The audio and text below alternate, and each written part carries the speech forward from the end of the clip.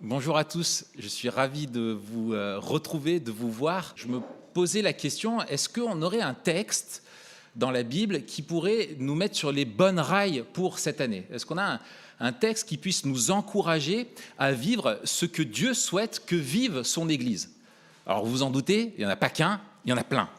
Et j'ai dû en choisir un et je vous propose de découvrir avec moi un des textes qui me semble explique le plus clairement comment doit vivre l'Église si elle veut grandir dans sa compréhension de qui est Jésus-Christ, grandir dans son amour pour lui et mûrir, devenir de plus en plus belle aux yeux du Seigneur. Et je vous invite donc à découvrir un texte qui se trouve dans la lettre qu'a écrit Paul aux Éphésiens, dans le Nouveau Testament, Éphésiens au chapitre 4, et je vais lire à partir du verset 11. Donc Éphésiens chapitre 4, à partir du verset 11. Ça se trouve page 768 pour ceux qui ont une Bible du même format que moi, là, les petites blanches. Voilà, je lis. Donc Éphésiens chapitre 4, verset 11. C'est lui, Christ, qui nous a donné les uns comme apôtres, les autres comme prophètes, les autres comme évangélistes, les autres comme bergers et enseignants. D'autres traductions, c'est pasteurs et docteurs, c'est pareil. Il l'a fait pour former les saints aux tâches du service en vue de l'édification du corps de Christ, jusqu'à ce que nous parvenions tous à l'unité de la foi et de la connaissance du Fils de Dieu, à la maturité de l'adulte, à la mesure de la stature parfaite de Christ. Ainsi, nous ne serons plus de petits enfants ballottés et emportés par tout vent de doctrine, par la ruse des hommes et leur habileté dans les manœuvres d'égarement. Mais en disant la vérité dans l'amour, nous grandirons à tout point de vue vers celui qui est la tête, Christ.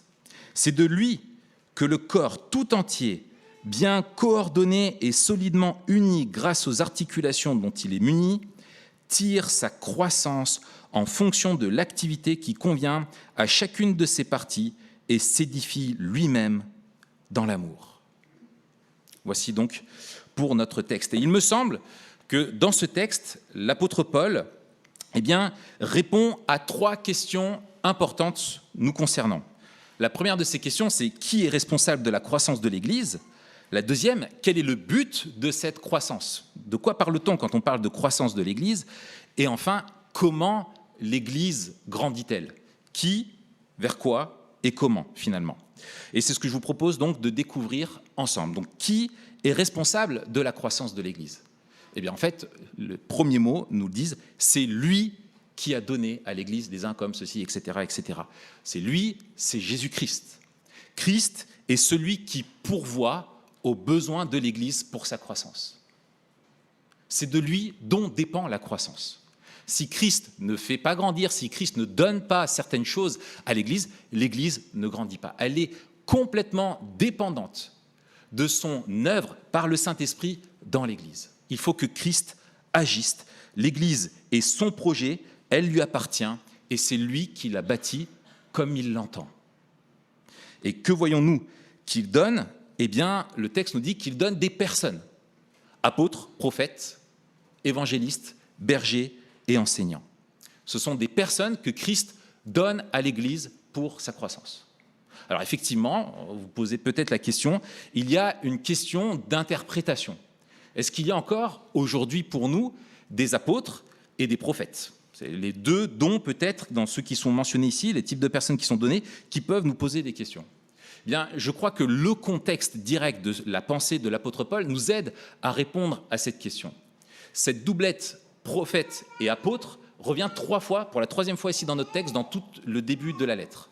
Au chapitre 2, Paul dit aux Éphésiens, au verset 20, « Vous avez été édifiés sur le fondement des apôtres et prophètes, Jésus-Christ lui-même, en tant que pierre angulaire. » Christ est la première pierre, les apôtres et les prophètes posent les fondements, et l'Église après est bâtie dessus. Donc les apôtres et les prophètes sont ceux qui ont posé les fondements.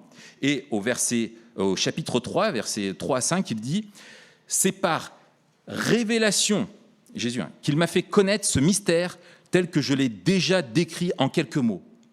En les lisant, vous pouvez vous rendre compte de la compréhension que j'ai du mystère de Christ.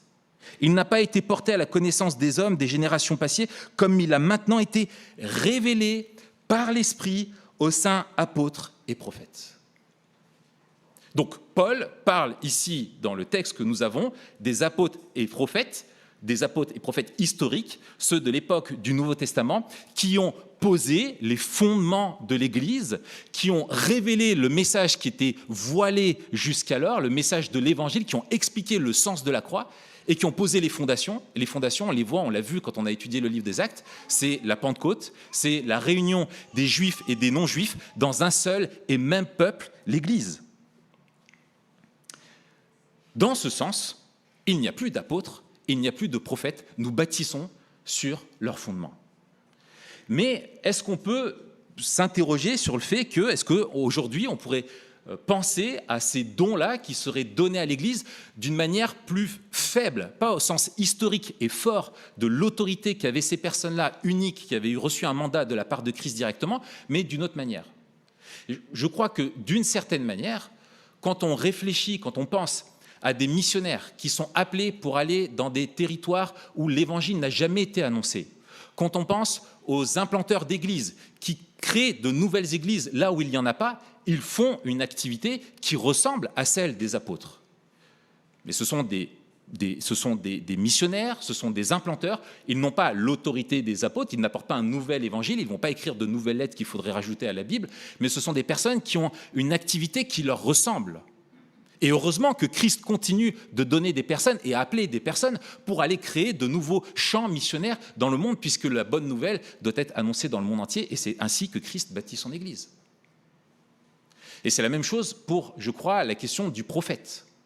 Dans notre confession de foi, nous croyons qu'il n'y a plus de prophètes comme à l'époque du Nouveau Testament. Des prophètes qui parlent « Ainsi dit l'Éternel », ouvrez les guillemets, « voici et voilà ce que nous devons faire ». Mais on peut reconnaître que des personnes, non pas par révélation, mais par l'enseignement des Écritures, peuvent amener l'Église à discerner un besoin particulier de notre monde qui nous entoure, ou un besoin particulier de choses que l'Église a peut-être oublié de faire et à laquelle il faut qu'elle revienne.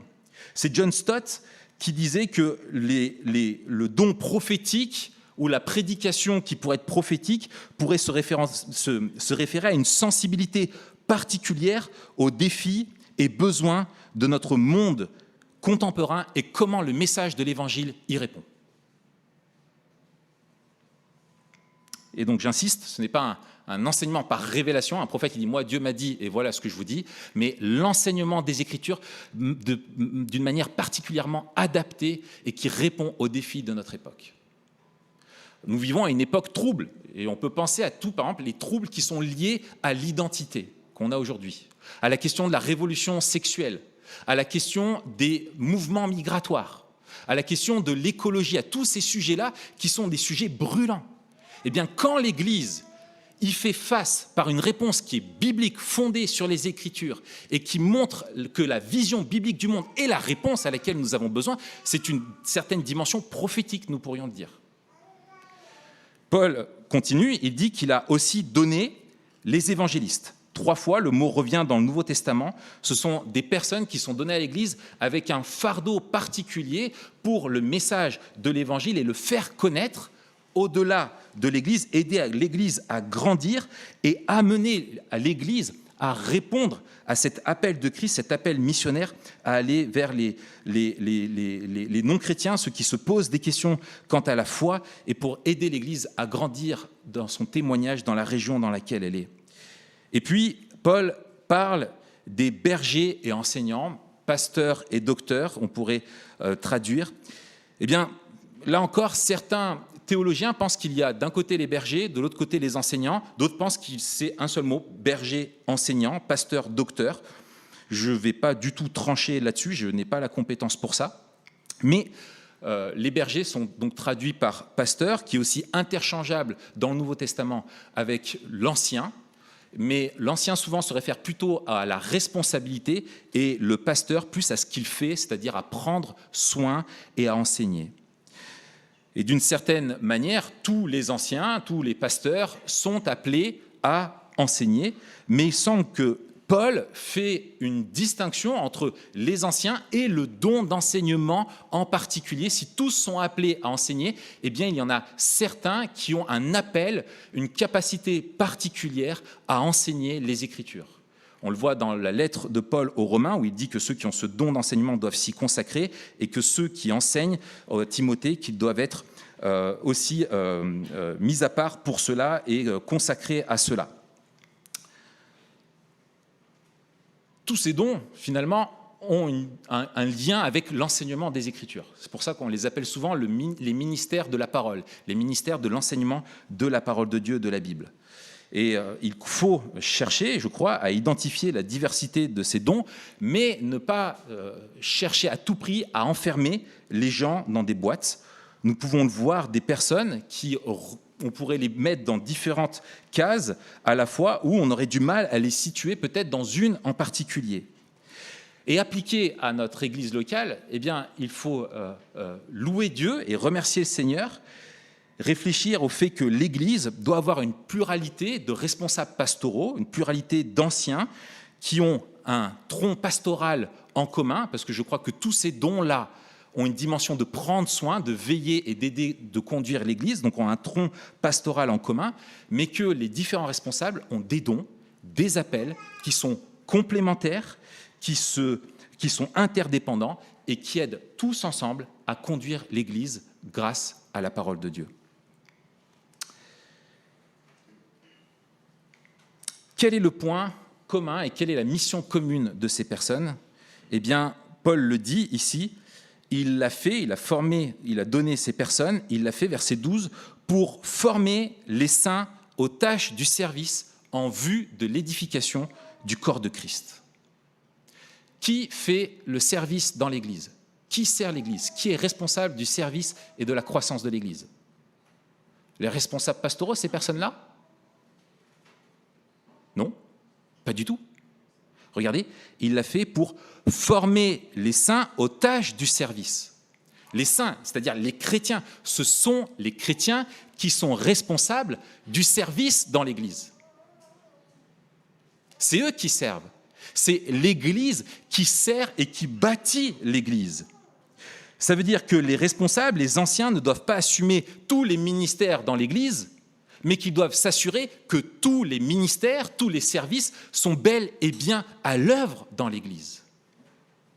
Un peu plus loin, Paul parle au verset 16 des articulations du corps, et les spécialistes pensent que dans cette image du corps, que l'Église est un corps, les articulations, eh bien, ce sont ces responsables-là, ces dons-là, qui aident en gros à mettre de l'huile dans les rouages.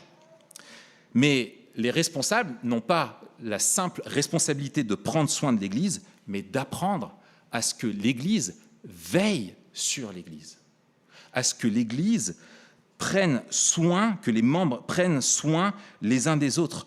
Comment ils le font ? Eh bien, en enseignant l'Église par le ministère de la parole et en montrant l'exemple par leur vie et par leur service.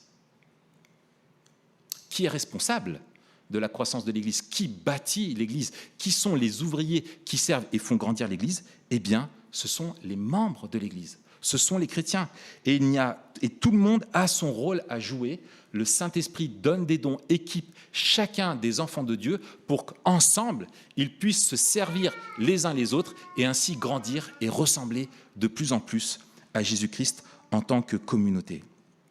Et pourquoi ?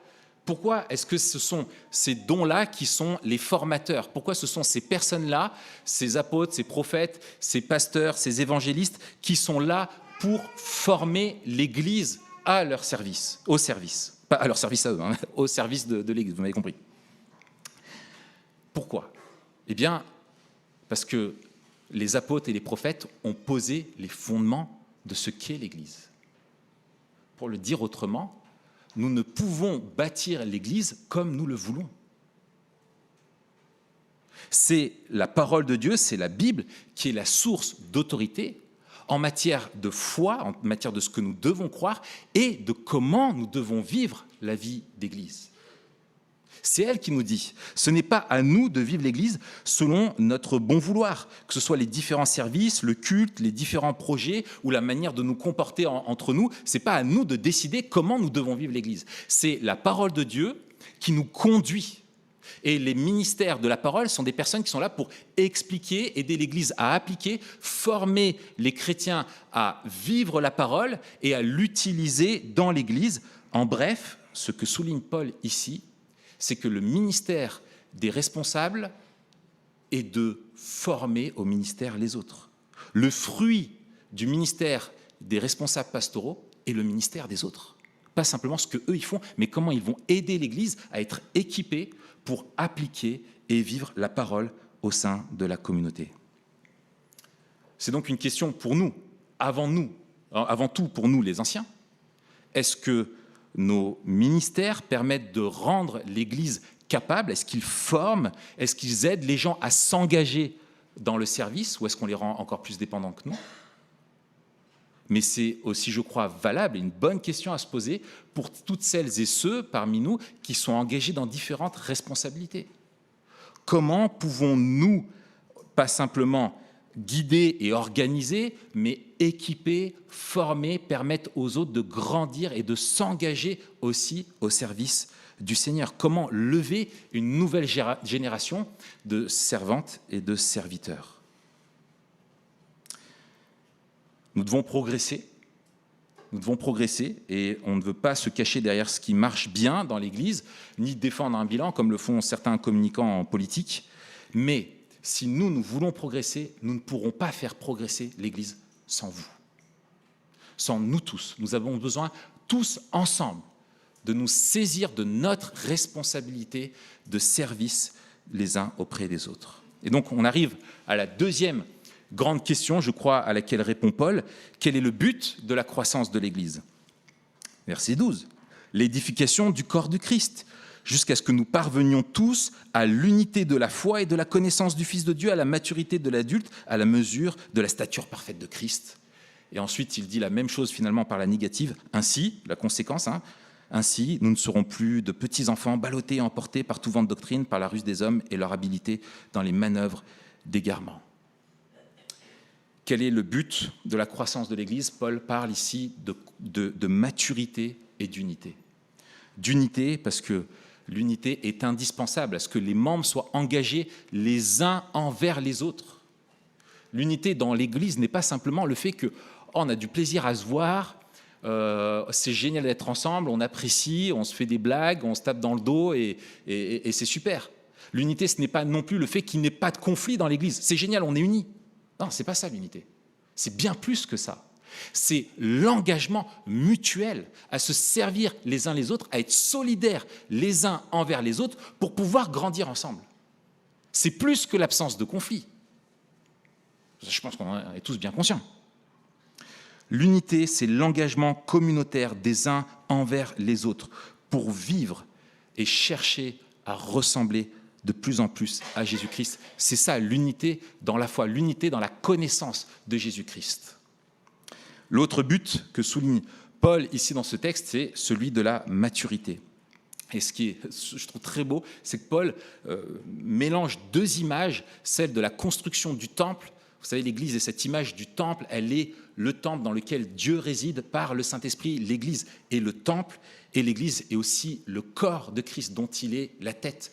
Ces deux images qui rappellent que nous sommes unis à Christ et que l'Esprit est celui qui crée cette union, celui qui nous connecte à Jésus-Christ. Paul dit que ce temple doit se bâtir et que ce corps ne doit pas rester celui d'un enfant, mais qu'il doit arriver à la maturité, celle de Jésus-Christ. Jésus est l'exemple de la maturité parfaite. Il ne pouvait pas mûrir plus que ça. Il a atteint la maturité parfaite. Il est la maturité par excellence.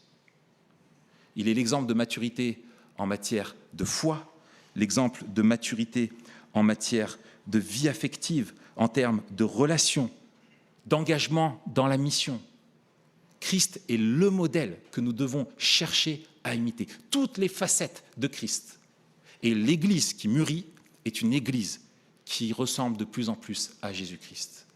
Et pour connaître cette maturité, l'Église doit être unie. Les membres doivent s'engager les uns envers les autres et se servir les uns les autres pour que l'Église ressemble de plus en plus à Jésus-Christ.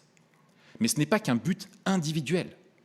Et souvent, on parle de la sanctification, le fait de ressembler de plus en plus à Jésus-Christ d'une manière individuelle. C'est vrai, nous avons des responsabilités individuelles entre nous et Dieu, mais il y a une responsabilité communautaire.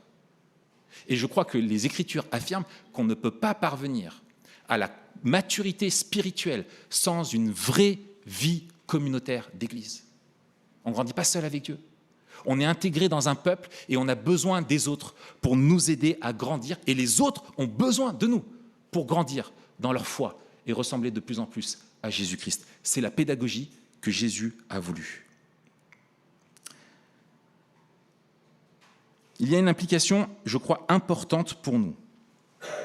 Je pense qu'un de nos angles morts, une de nos faiblesses, c'est de résumer l'Église au culte dominical, le culte du dimanche. Finalement, nous ne vivons l'Église que lorsque nous sommes rassemblés le dimanche. Et du coup, eh bien, on se dit, quelle est ma place, quel est mon rôle là-dedans? Simplement de saluer à la fin du culte. Et si je ne suis pas un musicien, si je ne suis pas un prédicateur, si je ne suis pas dans l'enseignement des enfants, finalement, je ne sers à rien. Et puis, il semble que notre Église, elle a plein de musiciens, elle a des nombreux prédicateurs, il y a plein de gens engagés dans l'enseignement des enfants, mais qu'est-ce qui me reste? Et je crois, et c'est ce que je constate dans les différentes discussions qu'on a, et je parle de nous, de notre Église, c'est que beaucoup, en résume, on croit que les dons sont donnés pour le culte. Non, les dons ne sont pas donnés pour le culte, ils sont donnés pour l'Église. Et l'Église, ce n'est pas une somme d'activités, c'est une famille spirituelle. Alors certes, il y a des activités, bien sûr, mais elles sont qu'un squelette, ces activités. Elles sont un squelette, ce qui fait la chair, ce qui fait la vie de l'Église, ce sont nos relations. C'est la façon dont nous servons les uns les autres. Les dons ne sont pas donnés pour le culte, ils sont donnés pour l'Église. Et nous sommes donc tous appelés à nous investir, à être disponibles. Paul sous-entend qu'il y a de vraies relations dans l'Église. Et c'est ce que nous voyons dans la suite, et c'est la troisième grande réponse de Paul. Comment l'Église grandit-elle en unité et en maturité? Comment? On a vu au début que Christ a donné des personnes qui enseignent la parole de Dieu et qui aident l'Église à la mettre en pratique. Eh bien, comment elle grandit ici? Ça part de ces personnes, mais ensuite, on voit ce qui se passe dans l'Église. Verset 15. « Mais en disant la vérité dans l'amour, nous grandirons à tout point de vue vers celui qui est la tête, Christ. C'est de lui que le corps tout entier, bien coordonné et solidement uni grâce aux articulations dont il est muni, tire sa croissance en fonction de l'activité qui convient à chacune de ses parties et s'édifie lui-même dans l'amour. » Il y a le ministère de la parole de Dieu qui nous conduit, mais comment nous grandissons? En se parlant les uns aux autres. C'est ce que dit Paul. En se disant la vérité dans l'amour. Ce que Paul sous-entend ici de cette vérité-là, c'est la vérité de l'Évangile. Il fait une contraction ici. La vérité de Paul qui est partagée avec affection, avec amour, avec compassion les uns aux autres. L'Église grandit en maturité à la mesure où elle est saturée de relations affectueuses centrées sur l'Évangile, centrées sur Jésus-Christ. L'Évangile circule au sein de l'Église et l'Église rend tangible l'Évangile. On se rappelle les uns aux autres qui est Jésus-Christ et comment vivre à sa suite. On se réconforte par le message de la grâce. On s'encourage à la sainteté. On pleure ensemble. On se réjouit ensemble. On prend soin les uns des autres, comme Christ a pris soin de nous. Et on apprend à lui ressembler au sein de l'Église. Et transmettre la vérité avec amour, c'est bien plus que simplement avoir un discours, dire des choses. Et je crois que dans notre vision de la transmission aux autres, on se dit, mais attends, moi je ne suis pas quelqu'un qui connaît, qui a de grandes connaissances, qu'est-ce que je peux dire aux autres? Moi je n'ai pas un don d'enseignement ou je n'ai pas... Voilà, on a une vision très scolaire de la transmission et de la façon dont l'Église doit grandir. Très occidentale, une manière très occidentale de voir. Mais le modèle biblique de la transmission et de l'édification de l'Église n'est pas celui simplement d'une personne qui sait à un autre qui sait moins et elle lui dit, voilà ce que tu dois faire. Ou voilà comment Dieu veut que tu vives. Ce n'est pas simplement transmettre une information, mais une façon de vivre. Paul le dit, Éphésiens 3, 17. « Soyez tous mes imitateurs, frères et sœurs, et portez les regards sur ceux qui se conduisent suivant le modèle que vous avez en nous. On suit un modèle. Ce que vous avez appris et reçu de moi, Paul dit plus loin, toujours dans Éphésiens, chapitre 4, et ce que vous avez vu en moi, mettez-le en pratique. Et il dit à Tite, encourage de même les jeunes à se montrer réfléchis en étant toi-même, à tout point de vue, un modèle de belles œuvres.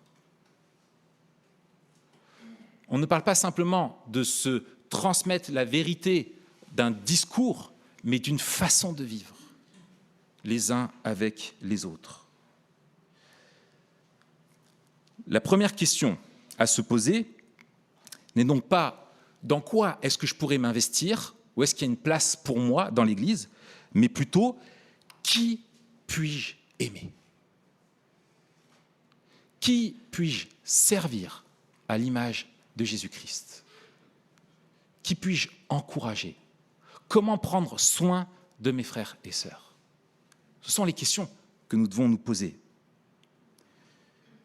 Quand on prie pendant le culte, qu'on chante ensemble, on se dit la vérité les uns aux autres avec amour. On s'enseigne, on s'édifie nous-mêmes pendant le culte. Quand on a des relations authentiques avec des membres de l'Église et qu'on s'aide mutuellement dans la connaissance du Fils de Dieu, comme dit Paul, on s'aide les uns les autres à ressembler à Jésus. Quand on s'aide à lutter contre nos tentations, quand on prie ensemble, quand on va voir de nouvelles personnes ou des personnes qu'on connaît moins pour mieux faire connaissance avec elles, quand on voit des personnes qui sont un peu isolées et parce qu'elles sont timides ou peut-être qu'elles n'osent pas et qu'on fait l'effort d'aller voir ces personnes, on prend soin les uns des autres. Ce n'est pas la responsabilité des anciens de faire ça, c'est celle de l'Église, de nous tous. Quand on sait qu'une personne est éprouvée dans sa foi ou dans sa santé et qu'on se rend disponible pour prier avec elle, pour l'encourager, pour prendre soin d'elle, pour lui rendre service. Quand on partage ses fardeaux aux autres et que les autres se sentent libres de venir nous partager leurs fardeaux, on vit ensemble et on grandit ensemble à la mesure parfaite de Jésus-Christ. C'est un immense défi pour nous tous. Et pour moi le premier, et je peux vous dire vraiment que je vois combien je dois progresser et dans plein de domaines dans lesquels je suis vraiment médiocre et que je ne ressens pas assez au Seigneur. Mais ce texte me réconforte parce que Paul le finit en disant « C'est de lui, Christ, que le corps tout entier, bien coordonné et solidement uni grâce aux articulations dont il est muni, tire sa croissance en fonction de l'activité qui convient à chacune de ses parties et s'édifie lui-même dans l'amour. » Oh, quel réconfort. Tout part de Christ, c'est lui qui a donné. Quel est le but ? Ressembler à Jésus. Et finalement, comment nous le faisons ? Par Jésus. De lui, pour lui et par lui. Christ est la source et la finalité de ce qu'est l'Église. Il n'y a pas de Jésus, il n'y a pas d'Église. C'est lui qui agit en nous pour que nous ayons des relations à son image, empreintes d'amour, de maturité. Il est la main et nous sommes simplement des instruments. Et je pense que si nous cherchons à grandir et que nous nous efforçons à vivre l'Évangile, ça commence par reconnaître notre incapacité à le vivre comme lui veut que nous le vivions. Et je pense même que c'est la condition sine qua non de reconnaître humblement notre faiblesse, notre incapacité, notre indignité à vivre l'Église telle que lui veut que nous la vivions, pour se rendre réceptifs à sa grâce et le laisser, lui, agir en nous, transformer nos cœurs, pour que nous puissions lui ressembler et servir les frères et sœurs comme lui veut que nous le fassions. Ce que je nous souhaite pour notre Église, pour cette année qui commence, c'est que nous nous engagions ensemble